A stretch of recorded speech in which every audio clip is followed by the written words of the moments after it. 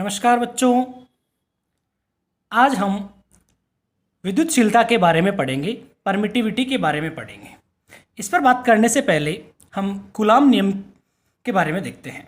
देखिए, कूलाम नियम में हमने पढ़ा था कि जब दो बिंदु आवेश Q1 Q2 एक दूसरे से r डिस्टेंस पर किसी माध्यम में रखे होते हैं तो उन आवेशों के मध्य बल Fm is equal to 1/4 pi epsilon Q1 Q2 upon r² होता है।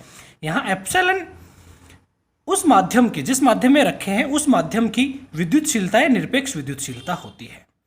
अब यहाँ हम देख रहे हैं कि ये जो बल है ये इस एप्सिलॉन के व्युत्क्रमानुपाती है और ये एप्सिलॉन को ही हम क्या कह रहे हैं, विद्युतशीलता कह रहे हैं। तो इसकी वैल्यू जितनी ज़्यादा होती है उन आवेशों के मध्य बल का मान उतना ही कम होता है। तो ये विद्युतशीलता एक्चुअली होती क्या है? ये एक माध्यम का ऐसा गुण होता है जो उन आवेशों के मध्य जो बल लग रहा है उस बल के प्रभाव को क्या कर रहा है, कम कर रहा है। व्युत्क्रमानुपाती, इसका मतलब ये गुण जितना ज्यादा होगा आवेशों के मध्य बल उतना ही कम होगा। तो ये बल के प्रभाव को कम कर रहा है। ये माध्यम का एक ऐसा गुण होता है जो इन आवेशों के मध्य जो बल लग रहा है उस बल के प्रभाव को कम कर रहा है। तो इस गुण को ही हम क्या कह रहे हैं, विद्युतशीलता कह रहे हैं। तो इसकी डेफिनेशन क्या हो जाएगी, किसी माध्यम में स्थित बिंदु आवेशों के मध्य लगने वाले विद्युत बल का परिमाण माध्यम के जिस विद्युत गुण के व्युत्क्रमानुपाती होता है उस विद्युत गुण को माध्यम की विद्युतशीलता या निरपेक्ष विद्युतशीलता कहते हैं। इसकी डेफिनेशन ये होती है, ये माध्यम का गुण होता है जो आवेशों के मध्य बल के प्रभाव को कम कर रहा है। या इसको हम ऐसे भी डिफाइन कर सकते हैं कि किसी माध्यम का वह गुण जो किसी आवेश के कारण उत्पन्न विद्युत क्षेत्र के प्रभाव को कम कर देता है उस गुण को ही विद्युतशीलता कहते हैं। जैसे मान लिया यहां पर कोई आवेश रखा है, बिंदु आवेश Q, और इसके कारण यहां पर मान लिया इसकी कोई भी वैल्यू है, मान लो 10 कूलाम है, तो इसके कारण जो विद्युत क्षेत्र उत्पन्न हो रहा है उसकी वैल्यू है 10 न्यूटन प्रति कूलम। अब हम इस आवेश को अगर ये निर्वात में रखा है तब इसकी वैल्यू इतनी है, E की वैल्यू, विद्युत क्षेत्र की वैल्यू। अब अगर इसी आवेश को किसी माध्यम में रख देते हैं तो माध्यम के अंदर E की वैल्यू क्या हो जाती है, कम हो जाती है। विद्युत क्षेत्र की वैल्यू कम हो जाती है, विद्युत क्षेत्र का प्रभाव कम हो जाता है। इसका मतलब माध्यम में कोई ना कोई ऐसा एक गुण अवेलेबल है जो इस विद्युत क्षेत्र की, इस आवेश के कारण जो विद्युत क्षेत्र उत्पन्न हो रहा है उस विद्युत क्षेत्र के प्रभाव को कम कर रहा है। उस माध्यम में एक ऐसा गुण अवेलेबल है, तो उस गुण को ही हम क्या कहते हैं, विद्युतशीलता कहते हैं। किसी माध्यम का वह गुण जो किसी आवेश के कारण उत्पन्न विद्युत क्षेत्र के प्रभाव को कम कर देता है उस गुण को ही विद्युतशीलता कहते हैं। ये तो हो गई बात बच्चों, जब ये दोनों आवेश किसी माध्यम में रखे हैं तो यहां पर माध्यम की निरपेक्ष विद्युतशीलता आ जाती है। अब अगर ये आवेश किसी माध्यम में न रख के निर्वात में अगर रखे हों तो निर्वात के लिए F is equal to 1/4 pi epsilon naught Q1 Q2 upon r² हो जाता है। यहाँ एप्सिलॉन नॉट क्या है, उस माध्यम की उस निर्वात की विद्युतशीलता है और इसकी वैल्यू जो होती है 8.85 इंटू 10⁻⁻12 कूलाम पर न्यूटन मीटर स्क्वायर होती है। ये एप्सिलॉन नॉट निर्वात की विद्युतशीलता है। ये हम इसकी वैल्यू मैं पहले भी वीडियो में बता चुका हूं आपको। अब इस निर्वात की जो विद्युतशीलता एप्सिलॉन नॉट है, इसका जो विमेय सूत्र है वो हम ज्ञात करते हैं। तो यहां से इस फॉर्मूले से हम देखते हैं, एप्सिलॉन नॉट इधर आ जाएगा, F नीचे आ जाएगा, तो फॉर्मूला हो जाएगा Q1 Q2 अपॉन 4 पाई FR²। अब यहाँ एप्सिलॉन नॉट की हम विमेय समीकरण या विमेय सूत्र लिखेंगे तो इन सब का लिख देंगे, तो वही हमारा इसका विमेय सूत्र आ जाएगा। तो यहाँ पर Q क्या है, आवेश, आवेश का विमेय सूत्र होता है A इंटू टी। ऐसे यहाँ पर Q2 का भी A इंटू टी हो जाएगा। 4 पाई क्या है, कॉन्स्टेंट है, कॉन्स्टेंट की कोई विमा नहीं होती।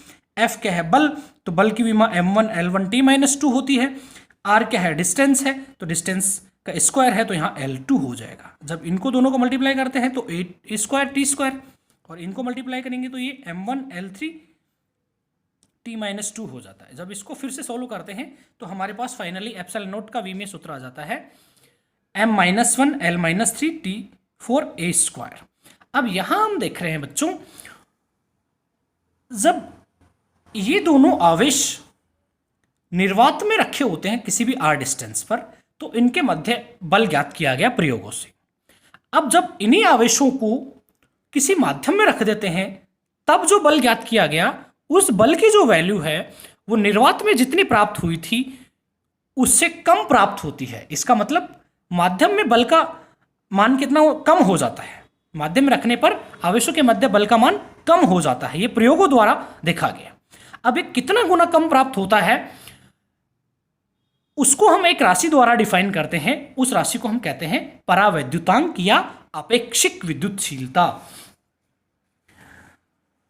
तो यहां हम देखते हैं परावैद्युतांक, डाइलेक्ट्रिक कांस्टेंट, या इसको हम अपेक्षिक विद्युतशीलता भी कहते हैं, रिलेटिव परमिटिविटी भी कहते हैं।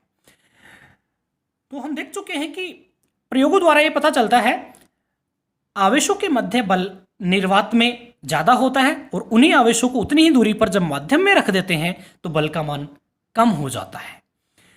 अब वो कितना कम होता है उसको हम परावैद्युतांक द्वारा डिफाइन करते हैं।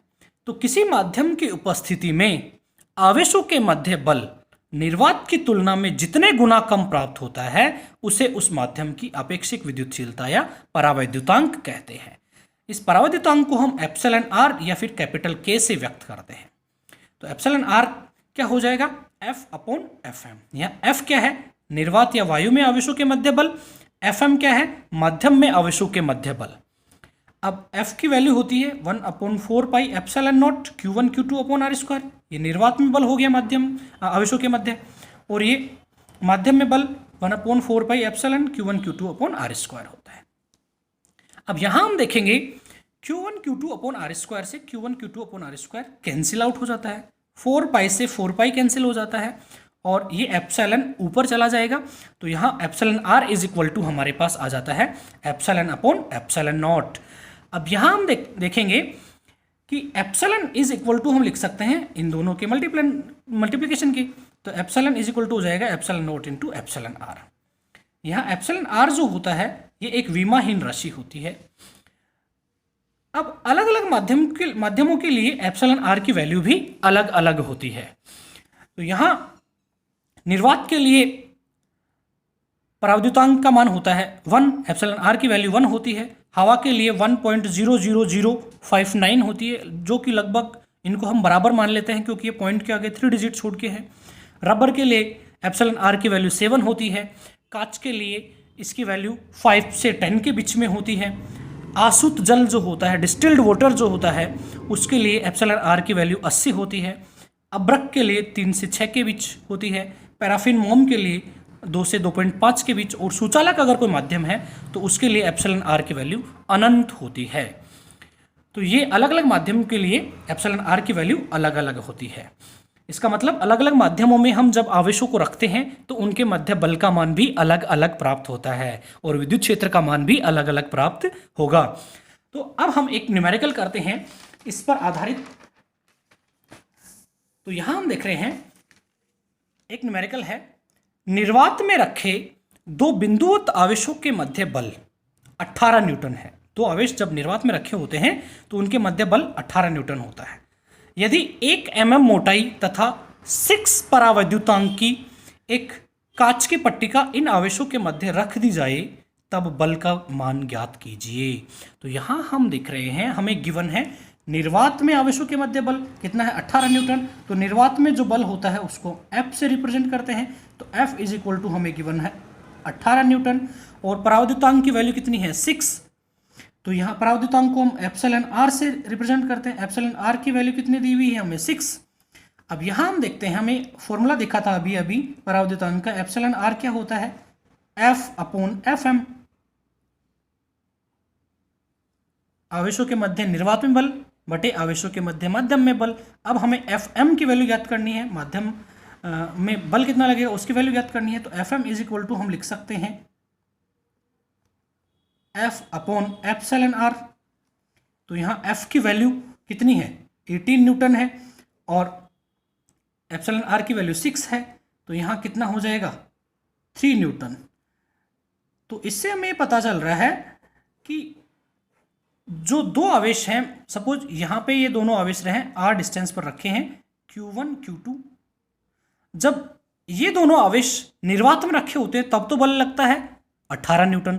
जब इन्हीं दोनों आवेशों को इतनी ही दूरी पर माध्यम में रख दिया जाता है और उस माध्यम का परावैद्युतांक 6 होता है, तब इन आवेशों के मध्य बल 3 न्यूटन ही लगता है। तो हम पहले भी देख चुके हैं कि आवेशों के मध्य बल जो माध्यम में लगता है वो निर्वात की तुलना में कम प्राप्त होता है। तो इस प्रकार हम इस फॉर्मूले को यूज करके और भी न्यूमेरिकल्स कर सकते हैं। धन्यवाद।